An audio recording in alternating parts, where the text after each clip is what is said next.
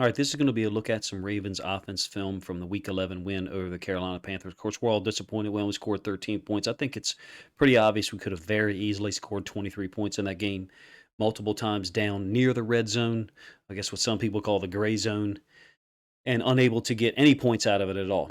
I think we reached the 21, the 23, and the 25 and didn't get any points out of those three possessions, but I might be wrong. Maybe it was only twice. But in any case, so what I'm going to do to try to look at the offense is I know that oftentimes I'll package like similar plays consecutively. Let's look at 3 or 4 power plays in a row. Let's look at 2 or 3 pistol option plays in a row. Let's look at some pass plays consecutively. I'm not going to do that in this case. I do like to do possession videos. They don't generally garner as many views, but I like to see the progression of how things happen. So this is going to be the Ravens' 5th possession. And I think this is the possession that puts us up 3-0. It's a pretty long possession with a lot of small gains, like 4, 5, 6, 7 yard gains. This is the one where we have the 31-yard pass play to Demarcus Robinson on the double slant concept, where Lamar manipulated the inside linebacker and then threw it into the open window. So let's get it going. I do have some notes to access here because you guys know I keep notes during the game. All right, so this first one is a snag smash concept. There's Frankie Lavu. He's going to be a guy who gets pressure. Snag smash concept to the right. This is very similar to the concept we used on the failed 4th and 1 conversion against the Buffalo Bills at home, down in the end zone, because you get 3 routes basically for Lamar to access. Now in that situation, the Bills, it was likely running the flats, but this is Ricard running the flats. So there, I call it a snag concept. Just a stop route by the number 1 receiver essentially. And then the third part of it, the part that I'll refer to as the smash, is the tight end trying to get up the field on like a corner route like that. Lamar's got multiple options here. Generally, I don't think that this is a real option for us. But in that situation against the Bills, that was Duve. That was Duve's route, and we know that he ended up being open there. We are not open here. Lamar, because of that safety, we're not going to be open. Lamar is giving this defender time to get to the flat route by Ricard. That clears open the space. Easy reception for Demarcus Robinson. Not easy to execute for us, though, to be honest with you, because I think, and I referenced this earlier in a couple other videos, I think that Oliver and all the tight ends are taught to get to the outside shoulder of this inside linebacker to prevent him from expanding and getting in the window of Lamar trying to throw it to Demarcus Robinson or whoever's running that snag concept. We called it snag smash. You may have different names for it. 6-yard gain on 1st and 10, 5th possession. All right, creates a 2nd and 4. We go and hurry up. And we're in jokers. Jokers is when the running backs are on each side of the quarterback. So one running back on the right, one running back on the left.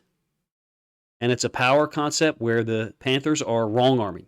They're scrape exchanging. So the D end on that side that Ricard should be kicking out is stepping down violently and digging out both Ricard and Powers, and just allowing the front side inside linebacker to scrape over the top. Now, having said all that, there's still a wall created. Here's the wall that's created for the Ravens to run. We just have to figure out a better way between the guard and the fullback of picking up the front side DN and the front side inside backer. So whatever Ricard had to do to identify this technique and let that go and log him, that's an option, but there's still some danger in that. And then let Ricard go ahead and log to get to the front side inside backer. There's still some danger in that. Is TJ Watt would do stuff like this. He would step down and then go back upfield and create a problem for you. And then the running back just has to adjust to it. You can make that adjustment between series. Sometimes you can make that adjustment in the middle of a series, but you've got to be able to communicate to your offensive lineman and your fullback what you want them to do. So 3rd and 2 after a 2-yard gain. Sweep to Duve. This is easy. Like a 5-yard gain, I think. Maybe 7, but I think 5. This is our QB power read play. So the back is going to lead. Typically, it would be Davis. In this case, it's not. And Duve can get the football, or Lamar can keep it and then run behind Powers, who's pulling. In this case, this is an easy read for Lamar to give, and we got Justice Hill on the field rather than Davis. So I really like this, because we're not staying to the same personnel tendencies in terms of Davis only being on the field for this concept. And then when we're not running this concept out of the same formation, we have different guys on the field. So maybe that's why this hit bigger. I'm not sure. So it's a nice play by us. Convert a 3rd down. 1st and 10. And this is a misread by Lamar on the option. QB counter read. Should be a give. He's reading Burns. I'm not familiar with any type of count where Lamar would predetermine if he misreads it where he's going to go. What I am familiar with is as an option quarterback, when you misread it, just follow the dive back. So in this case, even though it's not a dive concept, that's a sweep concept with the running back, right? It's an outside path. Follow him if you misread it, because you should have given the football based on Burns stepping down the line. So we should have given it. So just follow him. So someone could say, well, Lamar's not reading it well. I disagree. He understands immediately that he misreads this. And so from that, he goes, oh, okay, what do I do when I misread it? I follow the dive back. That's training. That's being able to react immediately to something you do, in this case, a mistake. And that's good coaching. For real, that's good coaching. Teaching people what to do when they make a mistake so they don't just stop. Because if Lamar, and actually, they're bringing Frankie Lavu off the edge here. I think if Lamar does keep it and try to follow the pulling left guard and left tackle, that we might be in for a loss on the play. Powers is supposed to kick out this end here. Watch what this end does. He wrong arms. So he goes inside. So to me, if Lamar does keep it, Stanley's got to kick out this backer, and we've got a huge play. What I mean is, if Stanley kicks this backer out and gets any expansion, Lamar keeps it, we've got a wall created, we got a huge play. I'm not too sure that that's what Stanley's doing. Their wrong arm stuff really disrupted us. Basically, took a long time to say it's a misread by Lamar, still turns into a 7-yard gain. It ends up going where it's not supposed to go. I think if that's a give to Justice Hill, it's a huge gain out here to the edge. We got a man to block the nickel, a man to block the corner, and you're going to have an inside linebacker trying to hustle out there with Justice Hill, maybe making the tackle somewhere around a 28 or something like that by the bottom of the numbers. 2nd and 3. Zone read to Hill. Whoops, my bad. 2nd and 3, zone read to Hill. This is our trips right formation, trips right A, I should say. That's what we're running zone read from. Started doing this in the Bucs game generally. Maybe we did this once or twice earlier in the season. I don't remember it. I have to go back in the database and look. What do I mean when I say this is our zone read formation? We've got 3 receivers to the top side, and we got the back on the same side. So we're generally going to run the zone this way with the lineman back to the boundary, and then the back's going to cross face, and Lamar might keep it and then run to the side behind the blocking of the slot tight end and the number 2, which is also Isaiah Likely, a tight end. Did this against the Bucs for the first time that I remember. It was a mirrored image. Lamar was up to the top hash, far hash. The back was here. Crossed his face. Lamar kept it. You may remember somewhere around this part of the field, a Tampa Bay Bucs safety committed what should have been a penalty, helmet-to-helmet contact on Lamar. Not called. Surprise, surprise. So this is our zone read formation, trips right A. If you see it against any of the other teams later this year with the trips to the field, that's a pre-snap indicator for you that you're going to get a read. Might be a give to the running back. Might be a keep for Lamar to use his speed out to the field. All right, this is a 2nd and 7 because that was a 3-yard gain. And this is going to be complete to the running back in the flats. I felt like we did a pretty good job of getting the ball out to these guys 3 times. I know Drake has a 5-yard completion on the previous, I think 4th possession maybe. I think Justice Hill had a 7-yard reception later on in the game. This is a quick one out of tight flex. Just isolating him with the nickel defender. In this case, we're not able to make him miss. And we're not able to get much yards after the catch. 2nd and 7 here. After the 3-yard gain. These speed outs to Robinson were there. Just because of the nature of what the reason why they're doing this. Some people might say, like, why aren't they playing a little tighter? Everything the Panthers were doing was integrated, okay? So when you're wrong-arming stuff with the DNs, so we're talking about running him down the line if he's unblocked, and let's just take this linebacker. Right? This is a poor example for me to use in terms of play because of how deep the linebacker is. It's 2nd and 7, they're expecting pass, and they know it is because it's 11 personnel. It's our 11 personnel, okay? So when you wrong arm stuff and you spill it out to a scrape exchanging inside linebacker, you often want to have your corners and safeties off some so that they can see it, because by scrape exchanging it, you're going to create a whole lot of plays where the quarterback keeps it and runs to the sideline, and you want as many guys being able to pursue from depth as possible. So it's all integrated, okay? It's all coordinated. When you're wrong arming stuff, scrape exchanging, oftentimes you are going to be playing these softer quarters coverages, and these things are going to be available to the offense, the speed outs. Demarcus Robinson probably could have had 3 or 4 more catches this game on stuff like this. I would have loved to have seen it out and up. I don't know about you. Not necessarily a sluggo, but an out and up. All right, that's a 1st and 10. I have some notes there for a Frankie Lavu video that I did earlier. I'm going to try to do that every game from here on out. Highlight one player from the other team that generally played well, maybe offensively or defensively. This is, I can't remember if it was the Bills game. Didn't Isaiah Likely have a big catch on a wheel up to the top side, up to the right side? You guys probably can't see all that. Yeah, you can see most of it. Didn't Isaiah Likely have a catch on a wheel earlier in the year? It was like a wheel and then a post, and then Andrews just kind of sits down again here and is wide open. But in that situation, it was a 34-yard catch to Isaiah Likely late on the wheel. What I mean by that is it's a late developing post. This go, what looks like a go, turns into a post late, and then Likely in the game that I'm referring to catches it somewhere down in here. So I think this is the same concept. And as long as Demarcus Robinson is getting the coverages he's getting backside and winning so many of those matchups, I'm all for trips concepts, 3 receiver concepts with the back flaring out as a late option. Because numerically, just look at the numbers up here. 4 defenders for 4 receivers. So yeah, good for them that they've matched it. But we have the ability through stretching horizontally and causing someone to hold to be able to use these 3 defenders to isolate someone. And in this situation, the guy who's isolated is the inside linebacker. He's expanded too far. He's pushed too far into the zone that's already being covered by, I think, number 42. What I'm talking about, these 2 defenders here, they're just too close together. The inside linebacker should be somewhere in this area at the most in terms of his width. And to me, that's created because of the conflict of the running back running out in the flats. The Ravens do that a lot to create empty late. So it's not empty pre-alignment. We're not lining up in empty. We're lining up in trips and then motioning to empty. 8-yard gain on 1st and 10. It's a 2nd and 2. Unfortunate drop by Likely. I mean, there's a little bit of zip on this ball, but I don't think it's so much that it should be dropped.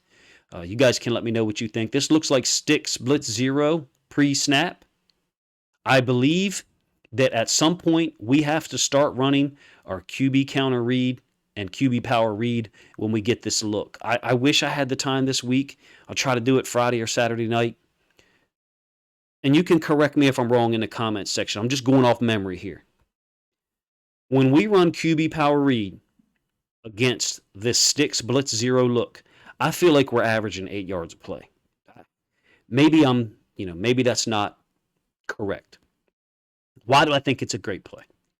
Look at what the second level guys are doing. I'm not saying the Ravens should have done this on this play. I'm offering you a suggestion that maybe we should do more of when we get this unsound look. So you got at least, normally when we get this look, at least 2 of these guys is going to drop out. Sometimes 3, right? In this case, I think it's 3. Yeah, so you see. It ends up being, to me, it ends up being a 3-man rush and max coverage. You can see the umbrella of the 4 deep, the 2 corners and 2 safeties. That's what I'm referring to. And then again, another secondary umbrella here. Likely has beat Burns. It's a good play. There's nothing wrong from what it's called or what Lamar does. Clearly, it's a drop. My suggestion, I wish I had the end zone angle, is let's just run the damn QB power read on this. When you get so many people lined up on the line, the first thing I was taught is just down block them. Down block them, pull the guard, read the end man on the line of scrimmage. Watch what the end man on the line of scrimmage does, 98.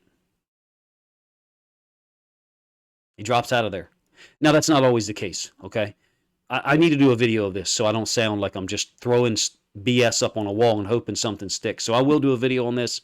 Remind me in the comment section once the video posts up to do that. Look at stick split zero, how many times we have ran against it. I even remember against Miami. Remember the one that everybody talked about Justice Hill on? I'll let this run. Everybody talked about Justice Hill not reading it well. He could have had a touchdown when he ran to the left and there was all this open space, and there was. That was stick split zero QB power read. All right, again, at a 3rd and 2, an example of the Panthers taking away the dive. So this D end is kind of J'ing it upfield and then running down the line with the back. So if Lamar was to hand it off, theoretically, he should be able to make the tackle from behind. And you can see he does. He makes contact. So good read by Lamar. And what are they doing with this inside linebacker, which I think is Frankie Lavu? Just scrape exchanging him. I don't think we did a good job of identifying the people we had to block. To me, if we were going to read someone, the guy who we had to block was the frontside inside linebacker, and we didn't get him blocked at all. Moses in the past, and I wish I had the end zone angle of this one, Moses in the past, later in games when teams have done this, and this is what makes him so good, he's easy to adapt, what he would do is he would step down, maybe combo the D tackle, and then he would move this way, and he would basically create a huge gap. Because what this inside linebacker, I got too many lines and I wish I had the end zone angle. What this inside linebacker is doing is scrape exchanging it. And what would happen is on the scrape exchange, the DN would step down, go with the back. He's out of there. And now we got a 2-on-1. 2-on-1 meaning Moses to take that linebacker. Where does he want to go? He wants to go here.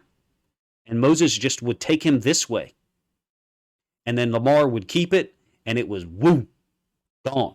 It happened against the Eagles in 2020. Of course, we didn't have Morgan Moses then on QB counter read. The tackle, I forget who it was, did the same thing.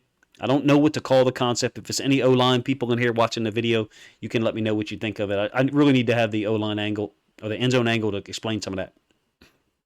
All right, another stick split zero look. And Frankie Lavu's going to drop out on these double slants. And he just gets manipulated by Lamar's eyes. He's too heavy on the eyes. He's not identifying the routes at all. And he's getting too much width. There's no reason to run out there. There's no routes out there. And you might say, well, he doesn't know that. No shit, because he doesn't look. Why do you think we're so much better at defending the pass and inside linebacker now? Because Patrick Queen and now Roquan Smith, they're looking. They're looking at the routes. You don't look the whole time. But he's being manipulated by Lamar's eyes, so great job by Lamar. And Lamar just sticks this in here, in between the two slants. Double slants, a great concept, if you ask me, against undisciplined second-level players. I'm not saying that Frankie Lavu's undisciplined, because I actually just did a video, giving him praises the whole damn time. All right, this is where it gets disappointing. We just hit for a 31-yard gain. And to me, this play's there. This is a well-designed play. I'm not saying like Lamar did anything completely wrong, but if this ball's going to be thrown to Duve, it's got to be thrown. It's already got to be out of Lamar's hands. We can't wait to decide here and then throw the football, because if we do, this linebacker's closing. The window is between these two players, and the window is created by the design of the play. So it's a well-designed play. Slot, which is Prochet, is going to screen and then slip out into the flats. Duve is running underneath. This is just your classic spread place. It's a downfield screen is all it is. And Lamar's just got to get rid of the ball quicker. To me, this may be one of the plays that Harbaugh was referring to. If you're going to be critical of anything Lamar did in this game, this would be one of the plays, because this ball should be thrown. This ball should be thrown. I don't think that Stanley anchors down quick enough. Lamar is drifting a little bit. Ends up with an incompleted pass. Is it going to be a touchdown? Probably not. But, bottom line, we got to get the guy the ball more. This, to me, looks like one of the plays designed to get him the ball. Andrews is not running the smash corner concept. Andrews is actually kind of sitting down here. So I don't think Lamar's waiting for Andrews to get open for real. I think he's waiting for Prochet.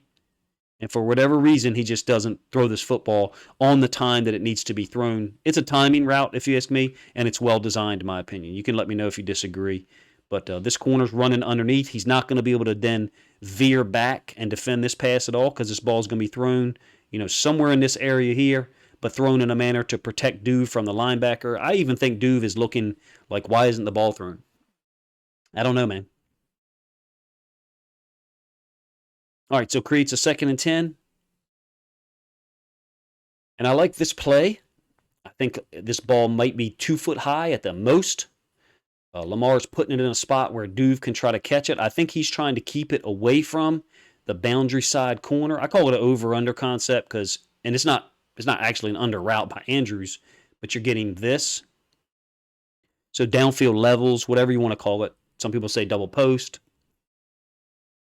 It's clearly high, right? It's clearly high. I think he's trying to keep it away from this corner, and so he's trying not to throw it too far in this direction and bring that corner into play. So I get it. I mean, I understand why there is a little bit of reluctance to just throw it out in front. Let's for a moment say that these guys aren't here. My opinion is that this is a touchdown 9 times out of 10 by Lamar. I think he's understanding the design of the play and that this defender might end up being there the way it works out. I don't know what his helmet ends up looking at. It looks like he's looking here for a moment. He could also be trying to keep it away from Andrews' defender, but I don't think so because he's throwing it to the back of the end zone. For the people who have commented before saying Lamar's trying to avoid mistakes, I think this will be example A of that he's trying to avoid mistakes. I think there's going to have to be, if we're going to win the Super Bowl, 3 or 4 games in the playoffs, there's going to have to be a game where we hit one of these, where instead of, avoiding a mistake, which I think is what he's trying to do, which I think is smart. I applaud him for it. I don't think that play is an example of Lamar trying to throw the football in a certain place and then having that throw be off by 3 or 4 yards. I just don't think so. And you may disagree. 3rd and 10, check X out. I hate the play call. I just don't think this is going to be available. It's the end of the half. You guys can correct me if I'm wrong. I think it was 11 seconds left. Let me look. Got 2 screens up, sorry. Oh, 5 seconds left. No, so it was a little more than 5. 5 was the field goal. So probably 11, 12 seconds or something like that. I don't think this is going to be there. I don't know what about a speed out is going to do a damn thing with 12 seconds left, 10 seconds left. I mean, maybe it was 15, let's say 15. Let's give our coaches the benefit of the doubt. It was 15 seconds left. It was not 15 seconds left. What is the speed out going to do? Nothing. I just don't know that it gets us enough. I don't know what routes are supposed to get a touchdown here. So operating from that, why don't we just kick the field goal on 3rd down? I just didn't like it. I wanted points. It's 0-0 at this point, right? You guys can correct me if I'm wrong. Hell, maybe I'm wrong about 4 or 5 things in this video. I don't see a touchdown route. So going backwards from that, back mapping this, then why we call the play? I mean, I guess you could say, hey, coach, if the safety and this guy are leveraging on Andrews, then we're going to try to stick this thing in here to crochet. No, we're not. No, we're not. When the ball's thrown from the 20. If the ball's thrown from the 8, yeah. But the time that Lamar would be able to react to this break by the safety, on Andrews, I'm talking about this break here, the ball should have been thrown here. Well, no, here, excuse me, that's too early. Ball should have been thrown here before the safeties even made the break. You guys follow what I'm saying? I'm talking backwards twice. I just don't like the play call, and because I don't like the play call, I don't like the decision to go for it in the first place, being as we didn't score after the 31-yard gain to Robinson. I really love the play call to Duve. I do. I really like the play call to Likely, giving him an opportunity. I really do. It gave Lamar the option to throw to Andrews as well. I would have liked to have seen Demarcus Robinson cleared out of there. So I'm talking about the route, the ball that was thrown over the top of Likely. I would have liked to have seen Robinson run like an in or something like that. Now, it is possible then that the corner is in like a quarters type look, and if number 1 goes in, like a drag, then he levels off. That's possible. That's possible. Then throw the drag. And that's a conversation that we've been having all year long to various degrees on this channel is if that's the case, if people are going to play quarters against us,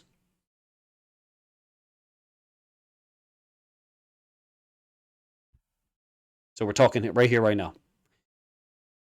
Likely is here, ends up running it, over the top. If that's the case, if people are going to play soft read coverages, then we've got to run the drag more and throw the drag more. Throw it underneath. Period. and then we got to run. We got to be able to run into the end zone. So I'm talking about clearing this guy out of here. If it's man, if he plays man on him, get him the hell out of here. Get this guy out of here. And now this play, this route, and this route, which may have been adjustments during the play, for that matter, don't have to worry about this. And Lamar doesn't have to worry about making a mistake. So you can say whatever you want about that, whether you agree with that thought, disagree with that thought, if you want to talk about the route design, whatever, that's fine with me. Let me know what you think of this video. I know that I didn't package concepts together. I just went off my notes. I like to do possession videos, but I try to put out a ton of content for you guys to enjoy, and I have forgotten about the possession videos. I feel like it can sometimes be a window into the frustration. We get a 31-yard pass play to Robinson, and then we throw 3 times. 2 concepts that I really liked, that one and the previous one to Duve, and then the third down play call, which I thought was hot garbage. Let me know what you guys think of my breakdown in the comment section. If you were similarly frustrated by the end of this possession and our near red zone offense pretty much the whole game, those 2 or 3 situations where we reached the 25 or the 23 or 21, whatever, and then didn't get any points at all out of those 3 combined possessions. And then let me know what you think of my breakdown, if there's any missing elements that I didn't mention in this video. Appreciate you guys' time.